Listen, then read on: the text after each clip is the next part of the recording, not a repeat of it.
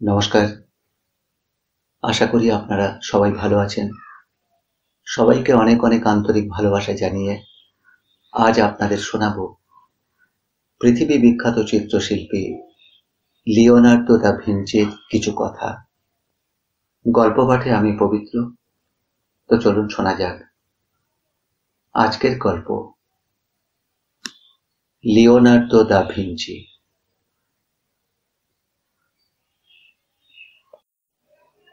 মানব সভ্যতার ইতিহাসে যদি পূর্ণ মানুষ হিসাবে কারো নাম বিবেচনা করতে হয়, তবে একটি মাত্র নাম উচ্চারণ করতে হয়। তিনি হলেন লিওনার্দো দা ভিঞ্চি। এমন বহু বিচিত্র প্রতিভার সম্মেলন সম্ভবত অন্য কোনো মানুষের মধ্যে দেখা যায়নি। তিনি যেমন চিত্রশিল্পী, ভাস্কর, অঙ্কশাস্ত্রবিদ, গায়ক, প্রকৃতিবিজ্ঞানী, শরীরতত্ত্ববিদ, সামরিক বিশেষজ্ঞ, আবিষ্কারক, স্টেজ ডিজাইনার এবং দার্শনিক।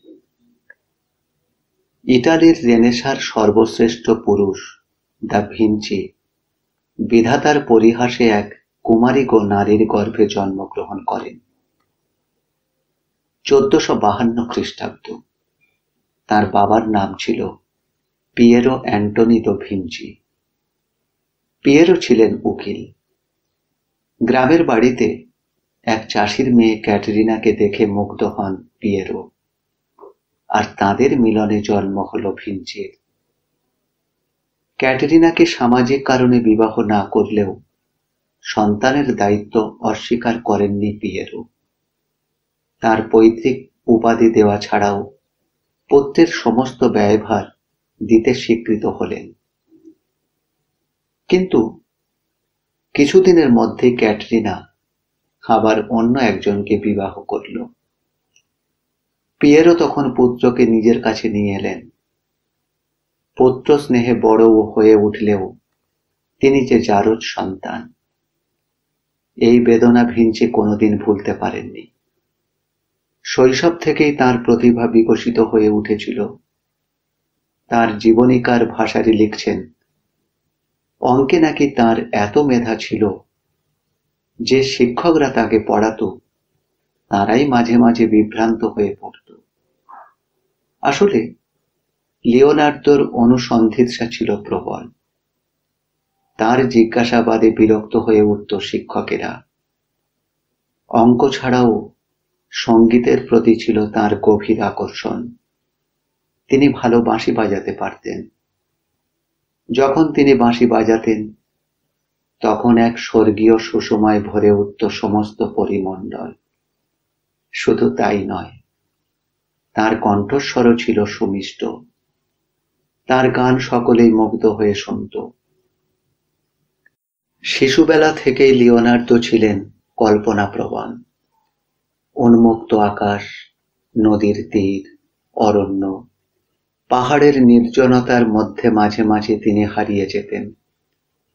একটু বড় হতেই একা একা বেরিয়ে পড়তেন। তার বাড়ি থেকে কিছু দূরে ছিল জঙ্গল ঘেরা একটা ছোট্ট পাহাড়। এখানে মাঝে মাঝে ঘুরে বেড়াতেন।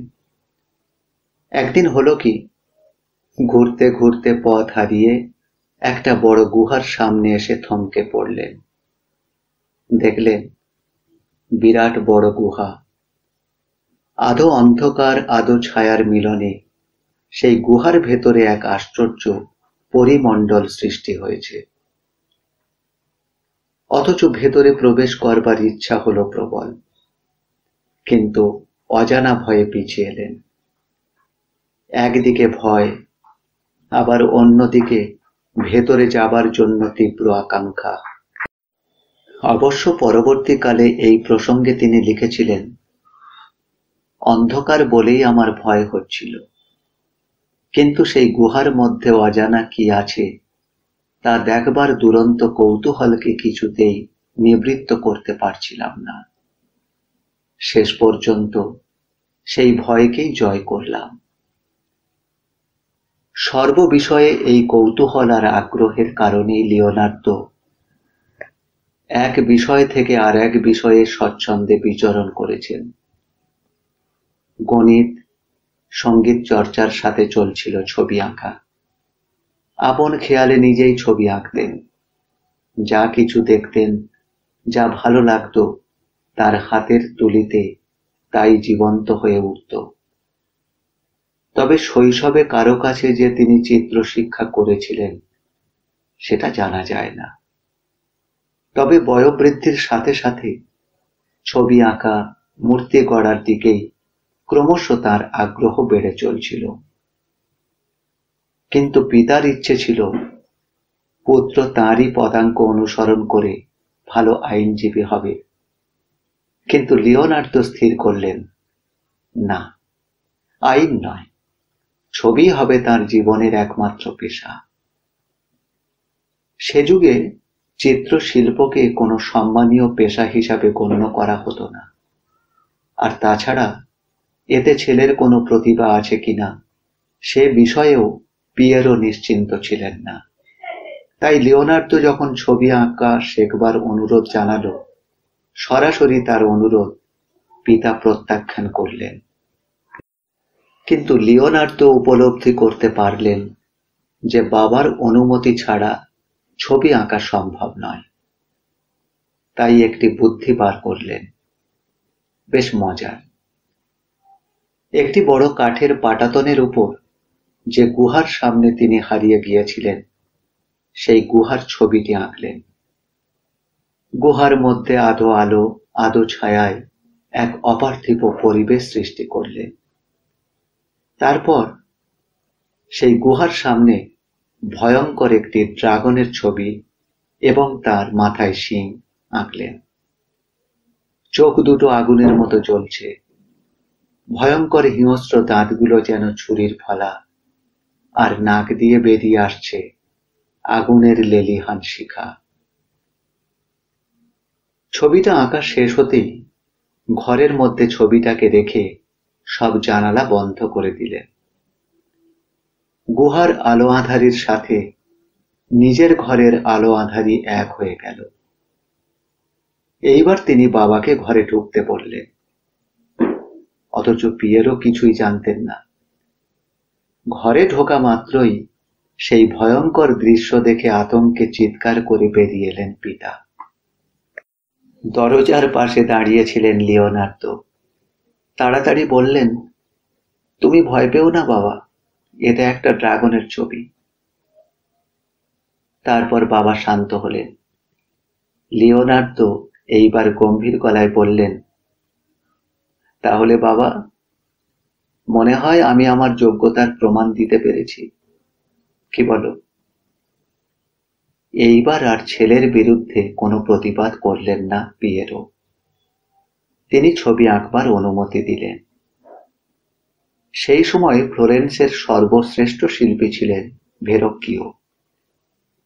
চিত্র শিক্ষার জন্য তার স্কুলে গেলেন লিওনার্দো। তখন বয়স মাত্র 18 বছর।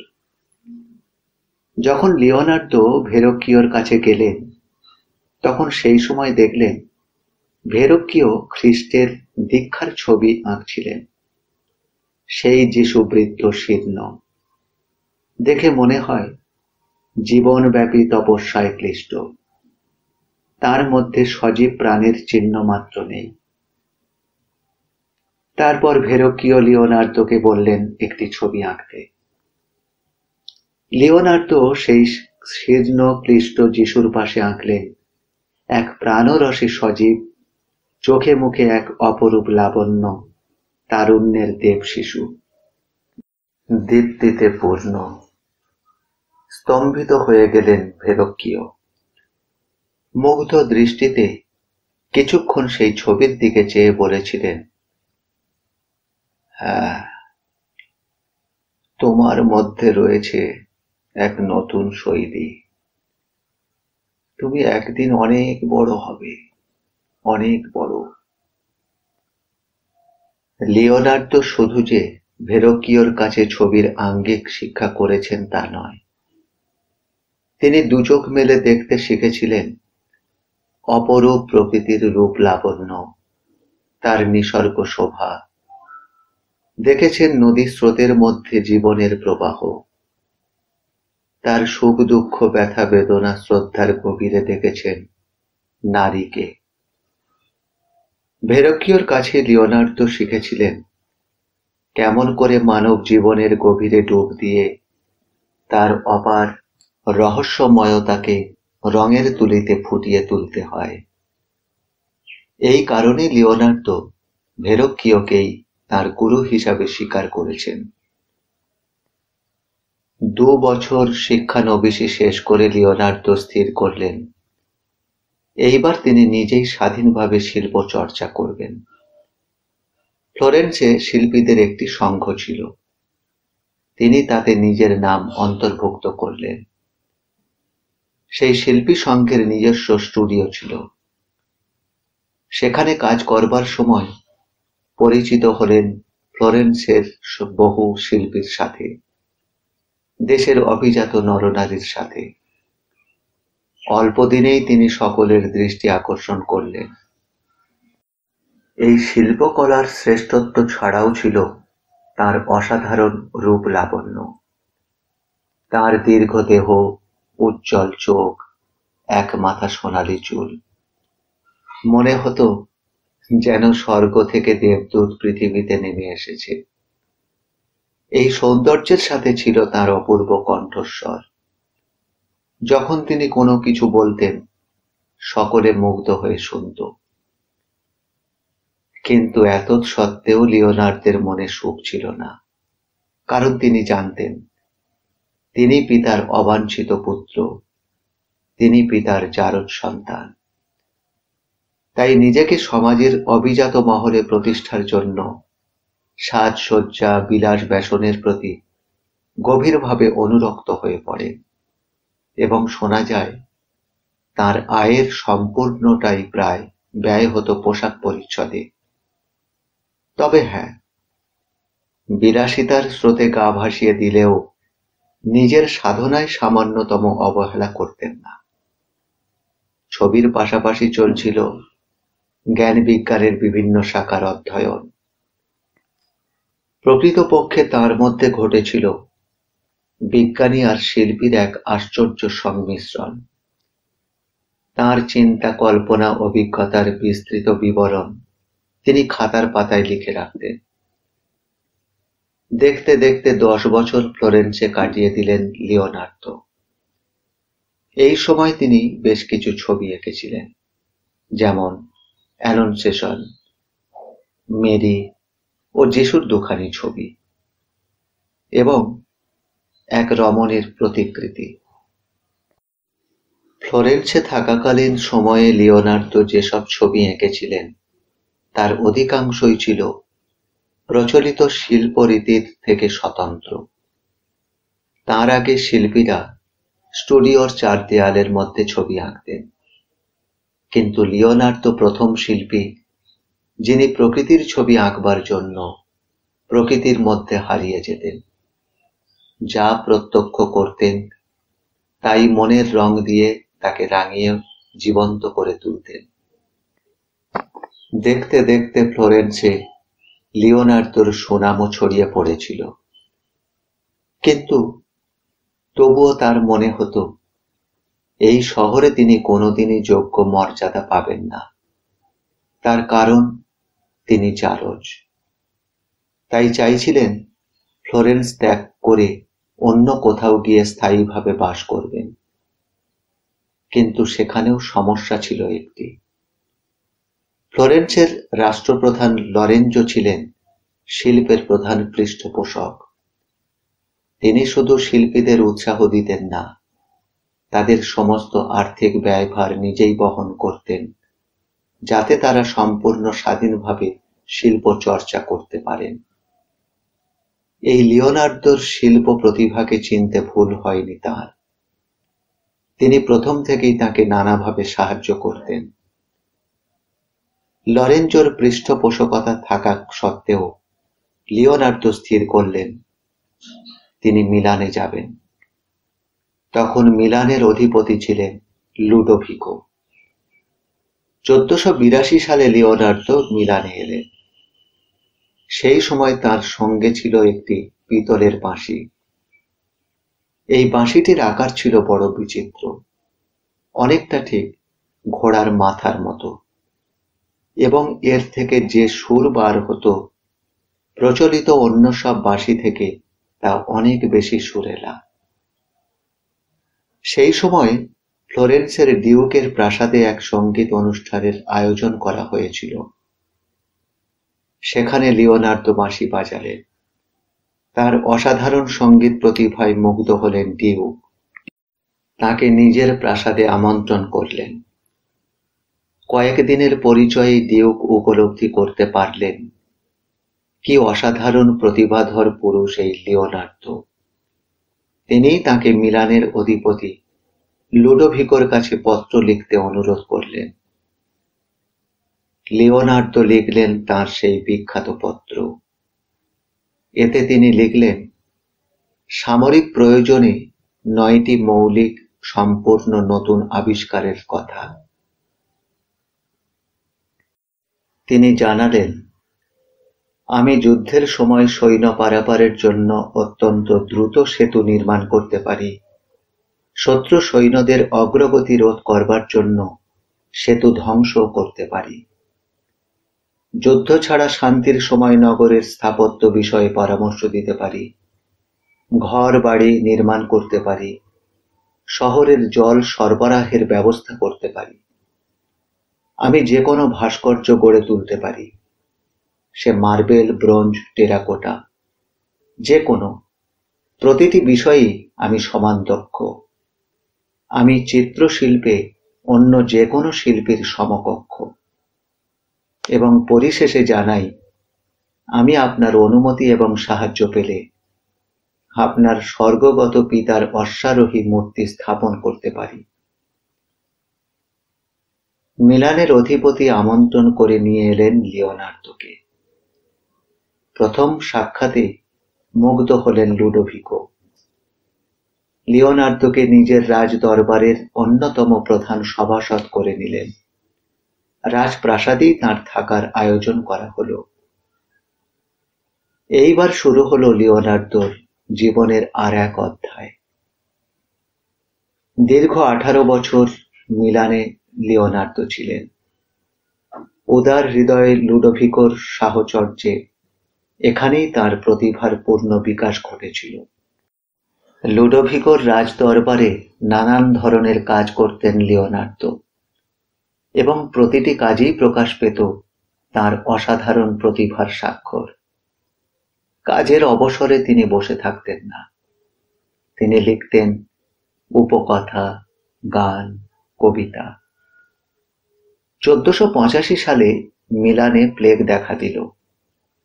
তখন প্লেগের কোনো ঔষধ ছিল না। শত শত মানুষ মারা গেল। বহু মানুষ নগর ছেড়ে পালিয়ে গেল। সমস্ত নগর পরিত্যক্ত, জনশূন্য হয়ে পড়ল।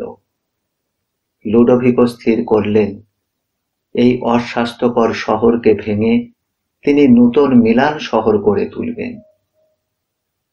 লিওনার্দোর উপর পরিকল্পনা রচনার ভার পড়ল। বহুদিন ধরেই লিওনার্দো কল্পনা করতেন এক আদর্শ শহরের, যে শহর হবে সর্বাঙ্গ সুন্দর, যেখানে মানুষের প্রয়োজনীয় সমস্ত সুযোগ সুবিধা থাকবে। তাই তিনি রচনা করলেন এক আদর্শ শহরের মানচিত্র। সেখানে প্রতিটি পথ হবে প্রশস্ত, দুদিকে বিভক্ত। একদিকে মানুষ যানবাহন যাতায়াত করবে, আবার অন্যদিকে আসবে। কিন্তু শহর হবে ছোট। তাতে 5000-এর বেশি বাড়ি থাকবে না। ছোট ছোট শহর রক্ষণাবেক্ষণ করা সহজ। বড় শহর হলে লোক সংখ্যা বাড়বে, নানান সমস্যা দেখা দেবে। তাছাড়া শহরের সামর্থ্যের তুলনায় মানুষের সংখ্যা বেশি হলে তা হবে খোঁয়াড়ের মতো। প্রতিটি নর্দমা হবে মাটির নিচে, বাইরে হবে না। সেখান দিয়ে শহরের সব আবর্জনা শহরের বাইরে নদীতে গিয়ে পড়বে। বলা বাহুল্য, লিওনার্দোর এই আদর্শ শহরের পরিকল্পনা সর্বযুগে সর্বকালেই প্রযোজ্য। কিন্তু দুঃখের বিষয়, ইচ্ছা থাকা সত্ত্বেও লুডোভিকো এই পরিকল্পনাকে বাস্তবে রূপ দিতে পারেননি। এরপর লিওনার্দো তৈরি করলেন নগরের ক্যাথেড্রালের এক সম্পূর্ণ নকশা। এই সব কাজের অবসরে তিনি চর্চা করতেন জ্যামিতি, জ্যোতির্বিদ্যা, অঙ্ক এবং সর্বক্ষেত্রে বহু মৌলিক চিন্তার প্রকাশ ঘটেছিল। এই সব বৈজ্ঞানিক কাজকর্মের মধ্যেই তিনি পরিকল্পনা করেছিলেন লুডোভিকর স্বর্গগত পিতার এক মূর্তি স্থাপন করবার। প্রায় 2 বছর ধরে তিনি অসংখ্য নকশা, নানান পদ্ধতি নিয়ে চর্চা করেছেন। তারপর সমস্ত পরিকল্পনা সমাপ্ত করবার পর তিনি শুরু করলেন সেই অভূতপূর্ব বিশাল মূর্তি। একটি ঘোড়ার উপর বসে আছেন স্বর্গত রাজা। মূর্তিটি তৈরি করতে সময় লেগেছিল 8 বছর, আর উচ্চতায় ছিল 26 ফিট। সবচেয়ে বিস্ময়ের, এত বড় মূর্তিটি ব্রোঞ্জের ছিল না, ছিল সম্পূর্ণ ভিন্ন কোনো ধাতুতে তৈরি করা। এই মূর্তিটি শেষ হয় 1493 সালে। কিন্তু দুঃখের বিষয়, 1500 সালে যখন ফরাসিরা মিলান অধিকার করেছিল, তখন এই মূর্তিটি ধ্বংস করা হয়। এই সময় তিনি ম্যাডোনা নামে একটি ছবিও আঁকেন। প্রায় 11-12 বছর তিনি মিলানে রয়ে গেলেন। রাজা লুডোভিকো শেষের দিকে আর আগের মতো লিওনার্দোকে মর্যাদা দিতেন না। যে কোনো কারণেই হোক, একটা অবহেলার মনোভাব ফুটে উঠত। বেশিরভাগ কাজ তিনি অন্যকে দিতেন। দুঃখিত হলেন লিওনার্দো। তিনি স্থির করলেন মিলানে আর থাকা সম্ভব নয়, তিনি চলে যাবেন। কয়েকজন বন্ধুর পরামর্শে একটি চিঠি লিখলেন লুডোভিকোকে। লিখলেন, আমার মনে হয় আপনি আর আমার প্রতি আগের মতো প্রসন্ন নন। অন্যকেই সব কাজকর্ম দেন। আপনার এই আচরণ আমার হৃদয়কে ব্যথায় ভরিয়ে দিয়েছে। আমি শুধু মনে করিয়ে দিতে চাই আমার সেবার কথা। লিওনার্দোর এই চিঠি পেয়ে নিজের ভ্রান্তি স্বীকার করে নিলেন এবং আবার সসম্মানে তাকে ফিরিয়ে আনলেন। এইবার তাকে নূতন কাজ দিলেন। যিশুর জীবনের কোনো বিষয় নিয়ে তাকে ছবি আঁকতে হবে। শুরু হলো ভাবনা, কিন্তু কি ছবি আঁকবেন? দীর্ঘ ভাবনার পর স্থির করলেন যিশুর শেষ ভোজের ছবি তিনি আঁকবেন, দ্য লাস্ট সাপার। চিত্রশিল্পের জগতে লাস্ট সাপার সর্বকালের সর্বশ্রেষ্ঠ ছবি। প্রভু যিশু তার 12 জন শিষ্যকে নিয়ে শেষ ভোজে বসেছেন। তার দুই পাশে 6 জন 6 জন করে শিষ্য। সামনে প্রশস্ত টেবিল, পেছনে জানালা দিয়ে মৃদু আলো এসে পড়েছে। যিশু বলেছেন, তোমাদের মধ্যে কেউ একজন বিশ্বাসঘাতকতা করে আমাকে ধরিয়ে দেবে। শিশুরা চঞ্চল হয়ে উঠেছে। তারা সকলে নিজেদের মধ্যে আলোচনা করছে তাদের মধ্যে কে বিশ্বাসঘাতকতা করবে।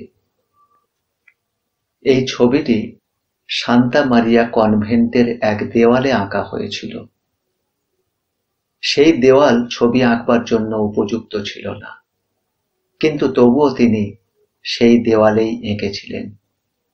শুধু তাই নয়, তৎকালীন যুগে প্রচলিত ছিল ফ্রেস্কো পদ্ধতিতে ছবি আঁকা, অর্থাৎ দেওয়ালে প্রথমে পলেস্তারা দেওয়া হতো এবং সেই পলেস্তারা শুকোবার আগেই তাতে জল রং দিয়ে ছবি আঁকা হতো। কিন্তু লিওনার্দো আঁকলেন ভিন্ন পদ্ধতিতে। তিনি এঁকেছিলেন পলেস্তারা সম্পূর্ণ শুকিয়ে যাবার পর তেল রং দিয়ে। এই নতুন পদ্ধতি তখনও উন্নতি হয়নি। মাত্র 50 বছরের মধ্যেই ছবিটি ক্ষতিগ্রস্ত হতে থাকে। লাস্ট সাপার শুধু যে একখানি সর্বশ্রেষ্ঠ চিত্র ছিল তাই নয়, মানুষের শিল্প প্রতিভা যে কোন চূড়ান্ত পর্যায়ে পৌঁছাতে পারে এ তারই প্রকৃষ্ট উদাহরণ। এই ছবিটি আঁকতে প্রায় 3 বছর সময় লেগেছিল। দিনের পর দিন তিনি অসংখ্য মুখ এঁকেছেন, আবার মাঝে মাঝে রাস্তায় বার হয়ে পড়তেন, মানুষের ভিড়ে খুঁজে ফিরতেন সেই মুখ যাকে তিনি খুঁজে বেড়াচ্ছেন। আবার এক একদিন ঘরের মধ্যে নিজেকে আবদ্ধ করে দিনের পর দিন চুপ করে বসে থাকতেন, রং তুলি স্পর্শ করতেন না, কোনো কাজে হাত দিতেন না। পরিচিত মানুষেরা বলতো অলস কর্মহীন হয়ে পড়েছেন লিওনার্দো। অনেকে অভিযোগ করত লুডোভিকোর কাছে, কিন্তু লিওনার্দো জবাব দিতেন, শিল্পীর কাজ মস্তিষ্কের। মহান শিল্পী যখন নিশ্চুপ হয়ে থাকে তখনই তারা বড় কাজ করে। এই সময় তিনি ভোরবেলায় কনভেন্টে চলে যেতেন, সমস্ত দিন ছবি আঁকতেন। যখন সন্ধ্যের আধার নেমে আসত রং তুলি নিয়ে বাড়ি ফিরে আসতেন। সমস্ত দিন স্নান খাওয়ার কথা মনেই হতো না। লাস্ট সাপার ছাড়াও তিনি আরো 2টি তৈলচিত্র এঁকেছিলেন, ভার্জিন অব দি রক্স ও মেসিলিয়া। 1499 খ্রিস্টাব্দে ফরাসি সম্রাট মিলান আক্রমণ করলেন। এই রাজনৈতিক পট পরিবর্তনে লিওনার্দো উপলব্ধি করলেন আর মিলনে থাকা সম্ভব নয়। তিনি মিলান ত্যাগ করে পালিয়ে এলেন ভেনিসে। ভেনিসের ডাচেস ইসাবেলা তাঁকে সাদরে গ্রহণ করলেন। 1 বছর ভেনিসে ছিলেন। এই সময় সামান্য 2-1টি স্কেচ করা ছাড়া অধিকাংশ সময়ই তিনি গণিত ও সৃষ্টিতত্ত্ব নিয়ে চর্চা করতেন। 1500 খ্রিস্টাব্দে মিলান ফরাসি অধিকারে চলে গেল। শোনা যায় ফরাসি সম্রাট মিলানে প্রবেশ করে সর্বপ্রথম দেখতে যান দি লাস্ট সাপার। দেখে তিনি এতখানি উৎফুল্ল হয়েছিলেন যে তিনি সেনাপতিকে বলেছিলেন, যদি সম্ভব হতো আমি এই গোটা দেয়ালটি তুলে নিয়ে প্যারিসে চলে যেতাম। লিওনার্দো আশা করেছিলেন যুদ্ধ মিটে গেলে আবার মিলানে ফিরে যাবেন, কিন্তু যখন সে আশা পূর্ণ হলো না, তিনি ভেনিস ত্যাগ করে মাতৃভূমি ফ্লোরেন্সের দিকে চলে গেলেন। তখন আর ছবি আঁকায় আগের মতো মন ছিল না। তিনি বিজ্ঞানের গবেষণা শুরু করলেন, কাস্পিয়ান ও কৃষ্ণ সাগরের সমুদ্র স্রোত পর্যবেক্ষণ করে তার সম্বন্ধে অনুসন্ধান শুরু করলেন। এই সময়ে সিজার বর্জিয়ার অনুরোধে মধ্য ইটালির বিস্তীর্ণ অঞ্চল পরিদর্শন করে 6টি ম্যাপ তৈরি করেন লিওনার্দো। আজও সেই ম্যাপগুলি উইন্ডসর লাইব্রেরিতে রক্ষিত আছে। সেগুলো দেখলে অনুমান করা যায় কি নির্ভুল ছিল তার পর্যবেক্ষণ ক্ষমতা এবং মানচিত্র অঙ্কন করবার সহজাত দক্ষতা। এই সময়ে ফ্লোরেন্সে ভাস্কর্যের কাজ করছিলেন মাইকেল অ্যাঞ্জেলো। এখন 2 অসাধারণ প্রতিভাধর ব্যক্তিত্ব কেউই কাউকে মেনে নিতে পারতেন না। দুজনের শ্রেষ্ঠত্বের প্রশ্নে বারবার বিতর্ক শুরু হয়ে যেত। তখনকার শাসনকর্তা স্থির করলেন 2টি প্রাচীরে দুজনে যুদ্ধের চিত্র আঁকবেন। ফ্লোরেন্সে আলোড়ন পড়ে গেল, কে শ্রেষ্ঠ বলে বিবেচিত হবে। বিচারকদের বিচারে উত্তীর্ণ হবে শিল্পকলা, লিওনার্দোর অনুভূতি বোধের সূক্ষ্ম প্রকাশ, না মাইকেল অ্যাঞ্জেলোর শিল্পের বলিষ্ঠ রূপ। লিওনার্দো শুরু করলেন তার বিশাল চিত্র দি ব্যাটল অব অ্যাগিয়ারি। এক অসাধারণ ছবি। এই ছবিতে কোথাও লিওনার্দো যুদ্ধকে মহৎ দৃষ্টিতে দেখেননি। তিনি দেখিয়েছেন যুদ্ধের বীভৎসতাকে। চারিদিকে আহত মৃত সৈনিকেরা পড়ে রয়েছে, কোথাও ঘোড়ার মৃতদেহ, তারই পাশে রণমত্ত সৈনিকের দল পরস্পরকে আঘাত করছে। আর অন্যদিকে মাইকেল অ্যাঞ্জেলো আঁকতে থাকেন যুদ্ধের চিত্র।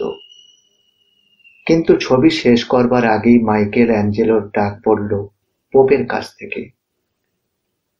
পোপের আদেশ অগ্রাহ্য করবার ক্ষমতা ছিল না, তাই মাইকেল অ্যাঞ্জেলো অসমাপ্ত ছবি রেখেই চলে গেলেন রোমে। আর লিওনার্দো ছবি শেষ করবার তাগিদ অনুভব করলেন না। তাছাড়া সেই যুদ্ধের বীভৎস দৃশ্য আঁকতে আঁকতে মানসিক দিক থেকে অবসন্ন হয়ে পড়েছিলেন লিওনার্দো, তাই অসমাপ্ত রয়ে গেল সেই ছবি। এই ছবিতে লিওনার্দো মোমের ব্যবহার করেছিলেন। অল্প কিছুদিনের মধ্যেই সেই মোম গলতে আরম্ভ করল এবং কয়েক বছরের মধ্যেই সেই ছবি সম্পূর্ণ নষ্ট হয়ে যায়। এইবারে আসছে লিওনার্দোর জীবনের শ্রেষ্ঠ ছবি মোনালিসার রহস্য নিয়ে। এই ছবিটি আঁকতে তাঁর 3 বছর সময় লেগেছিল। কিন্তু কে এই মোনালিসা, এ বিষয়ে ভিন্ন মত আছে। কয়েকজনের অভিমত মোনালিসার প্রকৃত নাম ছিল লিজা।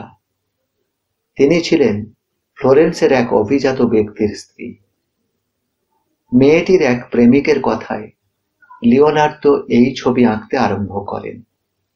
কিন্তু অনেকের ধারণা লিজার সাথে লিওনার্দোর অবৈধ প্রণয় ছিল, তবে একথা সত্য নয়।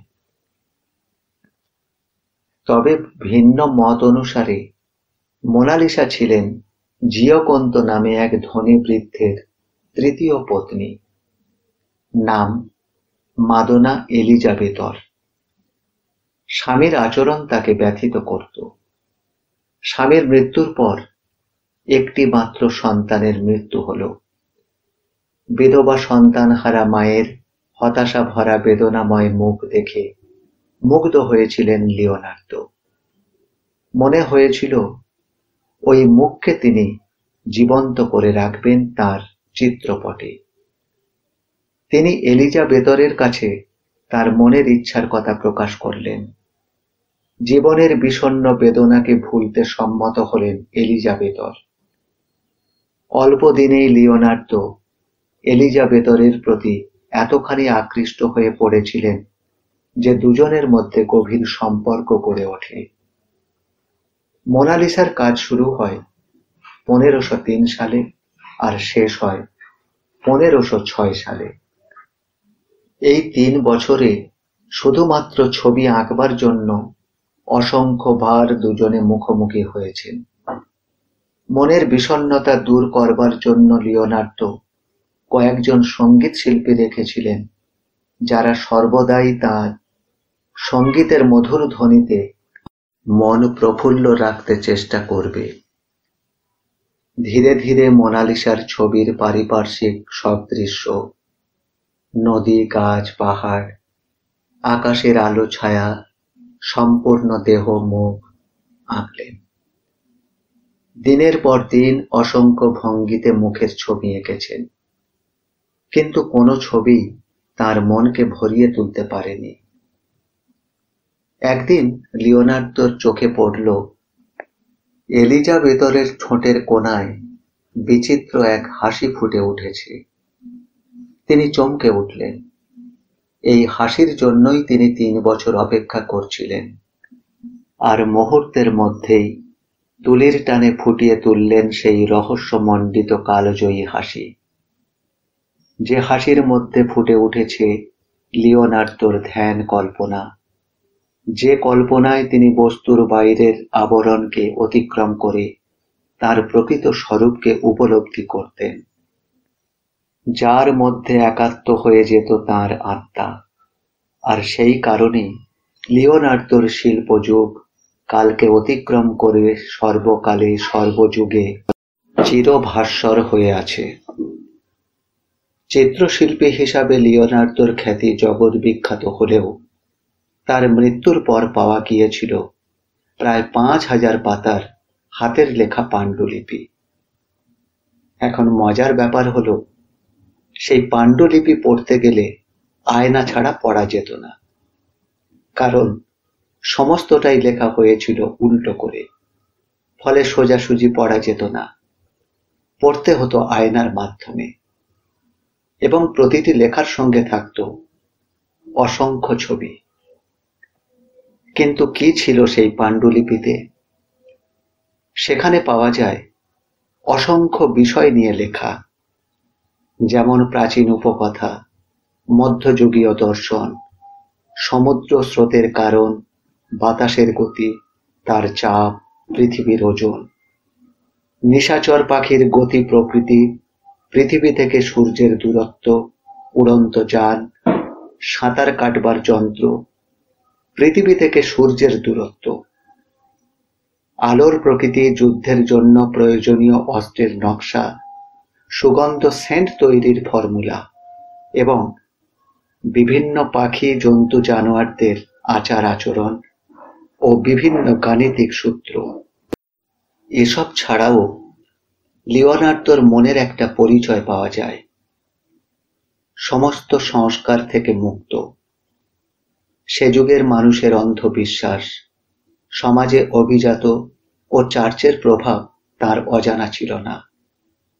তিনি তার রচনায় এমন বহু বিষয় লিখে গেছেন যা সে যুগে প্রকাশ হলে তাকে জীবন্ত পুড়িয়ে মারা হতো। আর সবচেয়ে মজার কথা হলো, এই জন্যই তিনি যাহা কিছু লিখতেন সহজে পড়া যেত না, উল্টো করে লিখতেন। আর তাছাড়া তিনি কোনো রচনাই জীবিত কালে প্রকাশ করেননি। তার বৈজ্ঞানিক অনুসন্ধিৎসা এত গভীর ছিল যে গোপনে বেশ কিছু মৃতদেহ ব্যবচ্ছেদ করে দেখেছিলেন দেহের গঠন। সেই যুগে মৃতদেহ ব্যবচ্ছেদ ছিল অশাস্ত্রীয় এবং পাপ। ধরা পড়লে মৃত্যুদণ্ড দেওয়া হতো, কিন্তু তবুও তিনি সেই কাজ করেছিলেন। তার এই অভিজ্ঞতার ভিত্তিতে বেশ কিছু শরীরতত্ত্বের ছবি এঁকেছিলেন তিনি। আর সেই ছবি এত নির্ভুল ছিল, পরবর্তীকালে চিকিৎসকেরা বিস্ময়ে অভিভূত হয়ে গিয়েছেন। তিনি জানতেন মৃত্যুঞ্জয়ী কোনো ঔষধ বানানো সম্ভব নয়। একে বলেছেন যাজকদের মানুষকে প্রতারণা করার একটা উপায়। আরেকটি আশ্চর্যের কথা, এই যে আধুনিক উড়োজাহাজ দেখা যায়, তিনিই প্রথম নকশা আঁকেন। তার পাণ্ডুলিপির এক জায়গায় তিনি লিখেছেন, একদিন মানুষ আকাশে উড়বে। লিওনার্দোর মৃত্যুর প্রায় ২৫০ বছর পর একজন পণ্ডিত তাঁর পাণ্ডুলিপির সম্পূর্ণ পাঠ উদ্ধার করে ১৪টি খণ্ডে প্রকাশ করেন। দীর্ঘ ৬ বছর লিওনার্দো দা ভিঞ্চি ফ্লোরেন্সে কাটিয়ে দিলেন, কিন্তু শেষের দিকে আর ফ্লোরেন্স তার ভালো লাগছিল না। তিনি আবার মিলানে ফিরে গেলেন। অবশ্য মাঝে মাঝে ফ্লোরেন্সে যেতেন। ১৫১৬ সালে লিওনার্দো ফরাসি সম্রাটের আমন্ত্রণে প্যারিসে গেলেন। সম্রাট লিওনার্দোকে খুব সম্মান করতেন। তাকে প্রাসাদের সন্নিকটে একটি বিশাল বাড়িতে রাখা হলো। তাকে সম্রাটের পক্ষ থেকে সাম্মানিক নিয়োগপত্র দেওয়া হলো। সেই নিয়োগপত্রে লেখা ছিল, মহামান্য সম্রাটের প্রধান চিত্রকর, প্রধান যন্ত্রশিল্পী এবং প্রধান স্থপতি। যদিও তখন লিওনার্দোর প্রতিভা অস্তমুখী, তবুও সম্রাট তাঁর সামান্যতম অমর্যাদা করেননি। নিয়মিত তাঁর সাথে বিভিন্ন বিষয়ে আলোচনা করতেন। পরবর্তীকালে তিনি লিখেছিলেন, এত বড় পণ্ডিত সমগ্র ইউরোপে আর নেই। ক্রমশই স্বাস্থ্য ভেঙে পড়ছিল। ডান হাতটা অকর্মণ্য হয়ে গিয়েছিল। তখন তিনি বাঁ হাতে ছবি আঁকতেন। এই সময়ে তিনি ঈশ্বরের প্রতি অনুরক্ত হয়ে পড়েন। মৃত্যুর আগে তার প্রিয় শিষ্যদের বলেছিলেন, তার মৃতদেহের সাথে যেন কোনো সম্রাট, মন্ত্রী, অভিজাত মানুষদের কেউ না যায়। অবশেষে ৬৭ বছর বয়সে ১৫১৯ সালের ২রা মে চিরদিনের জন্য পৃথিবী থেকে বিদায় নিলেন লিওনার্দো দা ভিঞ্চি, যিনি ইতালীয় রেনেসাঁসের সর্বশ্রেষ্ঠ পুরুষ। তাঁর এক শিষ্য যথার্থই বলেছিলেন, তাঁর মৃত্যু সকলের কাছেই এক অপূরণীয় ক্ষতি, কারণ প্রকৃতি আর কোনোদিন তার মতো একটি মানুষ সৃষ্টি করতে পারবে না।